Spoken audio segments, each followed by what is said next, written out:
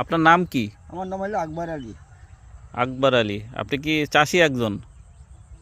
আমার জীবনে চাষি করিয়ে আইছিলাম, এখন ধাওয়াল বলে এখন চাষবাস করে, আমি তাও নিজে খানি করি। আচ্ছা, এই বছর আপনি ধান লাগিয়েছিলেন? এই লাগাইছি। হ্যাঁ, ধানের ফলন কেমন পেয়েছেন? ধানের ফলন এখনো ধরেন ধান এই মাটি পড়ে আছে, এখনো ধান বাড়ি নিতে পারিনি। তাতে কি আশাবাদী যে ধানের ফলন হবে এবার ভালো? হ্যাঁ, না এবার ফলন কম হবে, কেন ধান এবার এই পোকায় পোকায় খাই ফেলাইছে। ধান ধরেন 12, 13, 11, 7 এরকম হবি বিঘিত লোকের।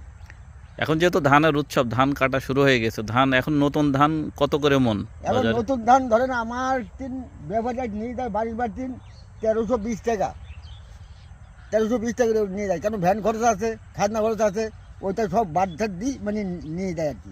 1 বিঘা জমি আবাদ করতে ধানে কত খরচ হয়েছে আপনার? খরচ ওই হিসাব করে পারা যায় না, এখন দোন বাজ হিসাবে এখন আর